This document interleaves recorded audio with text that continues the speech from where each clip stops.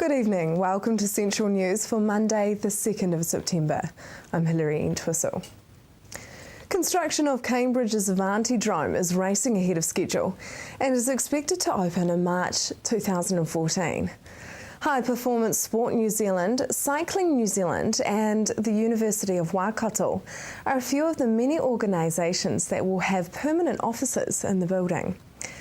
Chief Executive of the Home of Cycling, Jeff Barnes, says the Vanti may be ready for some top athletes to start using the track at Christmas, but the grand opening is planned for March.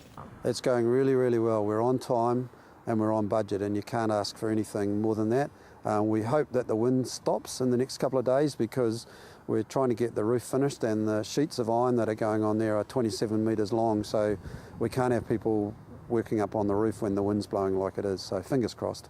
August warmer than average weather means we shouldn't expect a dramatic change in our weather conditions for the start of spring, but a gradual change will be coming later in the month, according to Weather Watch. The week ahead sees a high controlling our weather, but another cold change coming around Wednesday. It will be similar in nature to the cold snap we just had, but with a little more oomph. There will be a brief burst of icy winds in the south, a southerly flow which will eventually affect all of New Zealand, and some snow all the ranges of both islands, including all our ski fields. Meanwhile, the rest of spring sees our run of northern low pressure systems finally come to an end. By mid-September, expect a good mixture of westerly quarter winds and some solid highs moving in. Windier westerlies will be on time for the equinox at the end of September and will rise up and dominate the country more as we head towards the end of the month.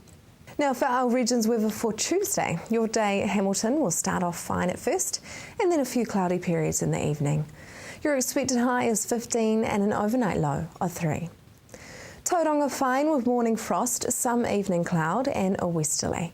Your expected high is 16 and an overnight low of 5. Just ahead, extensions to Waipuna Hospice due to a growing number of patients.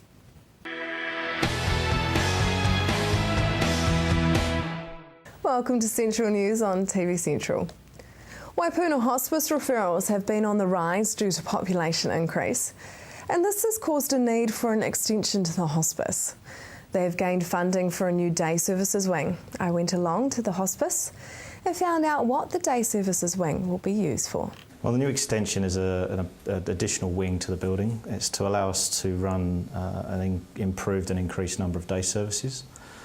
These include medical clinics, nursing clinics, counselling, social work sessions and activities in their own right. Allows patients who are more well earlier on in their journey with us to be able to come to the hospice to receive their care, and should be quite a good opportunity for patients to have some social activities and also get some expert advice early on, which always helps in the longer term. So what is the timeline for the project? Well, the project's scheduled to complete September, October next year. So we're on target for that at the moment. We're just at the plans and architectural stage, ready to submit to council for consent. And as soon as they're completed, we'll be motoring with an aim to start the project. We're looking sort of November, December time. What will actually be in that new day services wing? Yeah, so like I just said, it's a day services wing with several clinic rooms. There'll be day procedure rooms where people can come and have a procedure performed on them. Sometimes people need to have certain medical procedures done, and it allows them to be in a relatively comfortable environment, not just in a hospital ward, so in a more comfortable setting. And there'll be a cafe area where people can socialise, family can wait. We'll have a day programme room which will run more than one day a week, where we'll be able to have patients in groups and they have an activity socialising event or craft activity and a meal to finish, and it just allows them to touch base with staff on site and get to be seen. And then there's another room which we're looking to develop for younger people, children and young adults. That's often a huge burden for our kids, especially when we're seeing more younger people coming through the service. So the people left behind are as important as well as the patients as well. So hospice care being hospice care is looking after the whole family unit. And what about your training room? Yeah, we currently have a training room which seats about 35 people at a push, and they're quite tight in there. What we're aiming to do is have a bigger training room which can seat up to 100 people. Why do we have a big training room? It's because we have, as a specialist palliative care provider, we train other healthcare providers, so hospital staff, GPs, practice nurses, age residential care nurses, a large number of people in the community. And by doing that, we raise the standard of palliative care in our community as well. How are you funding the project? Well, this has been quite a monumental funding project. The total cost of the project is about 3.6 million, and that includes some groundworks with car park raising and things. We very fortunate to apply to TECT, the Strong Energy Consumer Trust, and they've awarded us $1.8 million to match the $1.8 million that the Waipuna Hospice Foundation have put forward for the project. And the Waipuna Hospice Foundation is a foundation trust that is run by a separate board to the Incorporated Trust, and it looks after the long-term assets of Waipuna Hospice, and that's the building and the grounds and any large bequests that we may receive, so that we can hold on to them for future projects such as this, and also with a view to trying to develop a fund that we can one day receive an income from to diminish our need on fundraising. So it's a long-term strategy looking ahead. Why do you need to extend the hospice? Well, we're actually busier than we've ever been, and it's been a real pressure for the staff. In the last sort of 18 months, we've seen our patient load each month go from 130 patients to 260, so nearly doubling in size in the volume of patients. What that's meant is that we've got a very stretched team, and to add this service allows us to pull some of those patients earlier on in their journey away from our community nursing team, so they can focus on the patients who are really at home and can't get away. And it gives them better care, and it gives the earlier patients more reactive care when people need it. So it's going to add a lot of balance to the service, and not forgetting that we still have our inpatient unit, and we can admit patients for symptom relief, end-of-life care and respite care. So yeah, that's the full thing. I mean, how many referrals are you getting kind of compared to when the hospice was first started? Oh, when the hospice first started, it's dramatically increased. I think in 2002 we had about 330 new referrals, and last year we had 580. We had nearly 200 patients on our books at the time, at the beginning of the last financial year, and so we saw in total in a single year about nearly 780 patients. That's not to say people are getting sicker. I just think what's happening is hospices are moving from the cancer-only arena to cancer and other life-limiting conditions such as motor neuron disease, respiratory failure, cardiovascular failure, all the end organs failures like liver and kidney failure. So there's a lot of additional illnesses that we now look after as well. And are your nurses and staff kind of needing to be more specialised training to deal with all these different things? Yeah, they do. There's a call for specialist palliative care to be recognised as a specialist palliative care provider, where nurses need to have a specialist qualification, so a postgraduate certificate in palliative care. And also some nurses take master degrees. And also we employ medical specialists who are specialists in their own right. So there's been a significant growth, certainly at Waipuna and around the country, for hospices in building that pool of skilled workforce together. What is the Waipuna Hospice, essentially? Well, we care for people at the end of their life, basically. People will be diagnosed with an illness such as cancer, but they're not necessarily life-limiting at that point. They're still being under curative treatment. At the point at which the curative treatment is no longer effective, then they will be referred to a hospice or palliative care team, and that's where we take over and we look after the patient in partnership with the GP and any other facility that's involved. A lot of our patients are in age residential care, for instance. So yeah, so that's where we look after patients with a life-limiting condition. And when you say life-limiting, people say it's a terminal illness. It's different languages, but actually it means the same thing. Yeah. The Waipuna Hospice has gained funding for the new extension, but they still need an average of $40,000 a week in donations to run the service. Coming up next, losing the winter weight.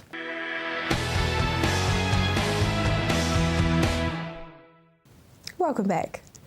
It's official, it is spring, and what better time to get out there and start getting fit and healthy. Amy caught up with Sheena from Fit for Consumption to find out some ways to get motivated and get fit. So Sheena, the question we all want answered is, why is it so easy to stack on the kilos over the winter months? Pretty much it comes down to balancing out the equation of calories in versus calories out. So if you are changing any one of those factors, whether you're adding in more calories via bigger portions or choosing different foods, that will put the balance of that equation out. Otherwise, if you are reducing the amount of calories that are going out, probably through exercise and being less active, then again you're going to put that out, which will end result in a weight gain. So as the next season changes, how do we ensure we don't stack on that weight? Pretty much you need to make sure that you don't change anything that you would do the rest of the time of the year. So again, coming back to that energy in versus energy out, so not stopping your exercise, so don't use the weather as an excuse not to. Another one is making sure you've got a goal, so you actually know why you're trying to eat well or exercise. And what are some exercise ideas for the winter months? What I advise for exercise is do what you enjoy. The thing that you enjoy most is the thing that you're actually going to do. So those that belong to gyms, there's no reason why you can't still go over winter. They don't close their doors for winter. You may want to hire some gym equipment. I don't advise buying it, but normally you can hire gym equipment and then use it over the winter months, and then once the novelty's worn off, it's time to give it back. Or just anything plain and simple. You don't need to hire me as a trainer. Anything that involves movement at home, whether that's dancing to music, whatever it is, that will be good. And what would be some examples of healthy winter food choices? There's no great food that's the be-all and end-all or the wonder food at all. Pretty much I can factor in any sort of food into a fit for consumption meal plan. It comes down to, in the winter, we tend to want more warmer foods. So casseroles is a nice one, time to dig out the crock pot. You can put your meat in, load it up with a whole lot of veggies, and when we've got busy lifestyles these days, easy to come home, dinner's done. Another favourite of mine is soups. You can put a whole lot of veggies in there, so it's really good for you. I like to freeze them in single serves and then get them out as you need them. Again, really easy when you're short for time. So how important is diet when it comes to losing weight, and where's the balance between diet and exercise? So there's a whole lot of sayings out there that talks about nutrition being 70% of your results, 20% exercise and 10% genetics. You would expect me as a nutritionist to say, of course, it's all about nutrition. I let the evidence come through from my clients. There's so many that will say to me, oh, I wish I'd come to you sooner, or oh, I've been at the gym for years and I haven't got anywhere, and now 6 weeks of following a meal plan and I've already got results that are worth talking about. So yeah, nutrition is the key.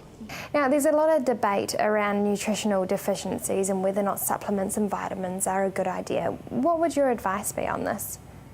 If you have an actual nutritional deficiency, then yes, supplements are what you do need to get back on top of it. I believe in terms of having everything that you need from your everyday food. If you eat a healthy, varied diet, you can achieve all the nutrients that you need on a daily basis. There will be certain populations that aren't able to achieve it and do need extra top-ups from time to time. I'll only advise those for those that I can't meet their nutritional requirements through their food. Now, the winter months can often make us feel sluggish and tired. So other than the lack of sunlight, what else could be making us feel tired?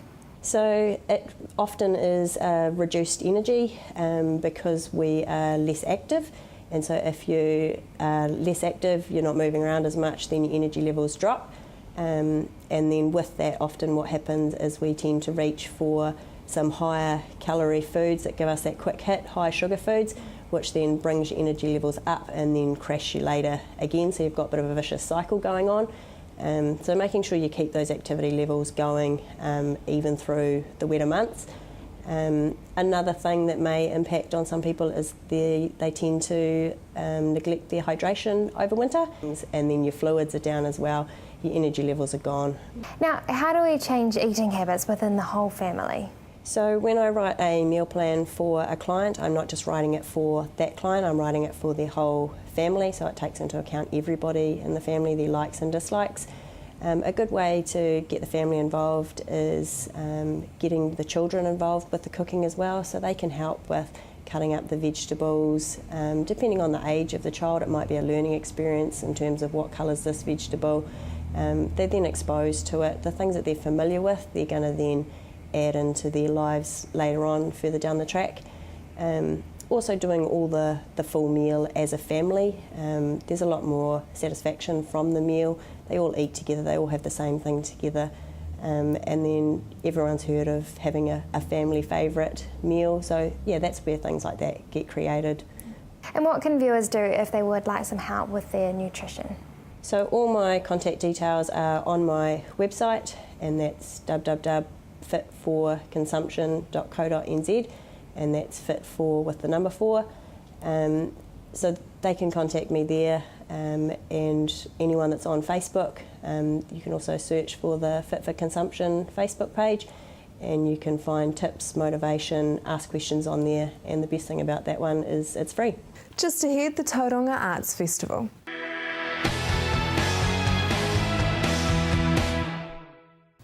If you have just joined us, welcome to Central News. Tickets are now on sale for the Tauranga Arts Festival. There are over 80 performances to go see. So I found out what we can expect. So tickets went on sale this morning, so how can we get our hands on some? You can go to the website, which is www.taurangafestival.co.nz, or you can call Ticket Direct on 0800 224 224. And when will the festival be? It's 24th of October until the 3rd of November. You have 80 performances, so let's start with some of the big ones. There's a circus coming. The circus is called Knee Deep, and it's from a really incredible Australian company called Cassis. And there are 4 performers, and there's 1 woman and 3 men, and they do things that you don't expect human bodies to be able to do, and they're amazing. So it's not your average, ordinary circus by the sounds of it? No, it's, I think I would describe it in terms of dance and gymnastics, but then the classic circus tricks like high ropes, that it's just kind of phenomenal. It's an hour of how do they do that. What can we expect at the big yellow community day? So that day is on the 26th of October, so it's the Saturday, which is the beginning of Labour weekend, first weekend of summer. And it's a day that we program all sorts of things happening in the Tauranga CBD. So we've got things like the Human Library, which will be happening in the Tauranga City Library. So you can go and you can check out a human book, and you can spend time with a human who can tell you things about a subject that they know about. You can expect some flash mobs of various descriptions. You can expect some art that will pop up in surprising places. You can expect the little big markets. They'll be over creating some atmosphere, and they'll have their crafts and food. You can expect some performance in the TV3 Crystal Palace. There's a lot going on that day. So what will be happening at the TV3 Crystal Palace? There's a lot going on. That's where all the magic kind of happens. It's a lot of music, a lot of comedy, a lot of cabaret. So we've got shows like The Words and Music of Jacques Brel. That is 4 New Zealand musicians interpreting the music of Jacques Brel, so it's completely stunning. There's a very good comedy show called Der Roten Punkte, and that's 2 twins from Berlin, and they find it hard to perform because they fight a lot, but their music is very good and very, very funny. And we've got an amazing music lineup. So we've got bands The Eastern who are coming, we've got the Southgate Band, we've got the Shuffle Demons coming all the way from Canada, we've got the Tattletale Saints, and we've got Sal Valentine and the Baby Shakes. So there's a lot of amazing music going on in the tent. Some famous faces will be at that Silo Theatre event. Tell us about that. Yeah, so Silo Theatre have done the music and words of Jacques Brel, and that's Tama Waipara, Jennifer Ward-Leland, John Toogood and Julia Deans, and yeah, stellar lineup. What are some of the other theatre highlights? We've got The Brave coming from Massive Company, which is a knockout show in their 2012 season, and they've revamped it for a new tour, which we're part of. And that's 8 guys, young guys, who get up on stage and kind of reveal the raw truths of their lives in terms of talking to somebody that's meant a lot to them. So it's a really amazing show. It's very funny and it's very sad and it's very moving. What will be happening in the art gallery? Wow, it's very exciting. We've got a brand new work that's been designed especially for us and for the atrium of the Tauranga Art Gallery, and that's by Gregor Krieger. So he's an extraordinary sculpture artist, and the work that he's designed is called Foucault's Pendulum, which is based on the physicist who designed a contraption that measured the rotation of Earth. So we can expect some amazing things for that atrium coming up. What about for lovers of dance? What is there for them? Well, we've got a very special show on a bus, and it's called Back of the Bus by Java Dance Company. And the audience get on board the bus with the dancers, and they go on a ride around Tauranga to some intriguing locations, and the story unfolds as they go. Now you have a lot planned in the way of music, so what are some of those? Yeah, we've got some amazing local bands and international bands. So from overseas, we've got the Shuffle Demons, and they're a funk, ska, jazz, crazy collaboration of musicians who were really big in Canada, and they've kind of got a big following over here as well. So there'll be some fans, I imagine. We've also got local bands Tattletale Saints and Sal Valentine and the Baby Shakes. The Tattletale Saints' new album, How Red Is the Blood, has done really, really well over here. And they actually recorded it with Tim O'Brien in Nashville. So he came to the festival in 2009, so it's a nice link up there. Now you are covering literature as well. Yeah, we've got the biggest writers and readers program we've ever done. It's very exciting. We're going to be welcoming Graham Simpson, who is the author of the Rosie Project. So he's coming over. We've got the launch of Elizabeth Knox's new novel, Wake. We've got Rob Mundell and his new book on Captain Cook. There's a lot happening. Yeah. What about if I want to have a laugh? If you want to have a laugh, you can have a laugh to Squid Boy and Constantinople. They're two shows that did really well in the Auckland Fringe, and they're coming to us from the Edinburgh Fringe Festival. And I've seen both of them, and it's hard for me to talk about them without laughing. They're so good. We've also got musical theatre with Miss Fletcher Sings the Blues. So she's a slightly off-the-hook, risky teacher who will teach you a thing or two. What are you projecting that the numbers will be for this year? It's around about 30,000 to 40,000 who regularly come to the festival. What do you think this festival kind of brings that other festivals don't to Tauranga? We bring a real variety and real top quality arts experiences, and it's for absolutely everybody. We've got shows that cover all ideas, all themes, and it's there for you to have a really good time. Visit taurangafestival.co.nz to find out how to get tickets and to view all the exciting events. That is the news for today. We really want you to be involved, so like us on Facebook, let us know your views. If you have news including your own video and photos, go to our website and hit upload. Thanks for joining us. I will be back tomorrow night with more guests from in and around our regions. I'm Hilary Entwistle. Have a lovely evening.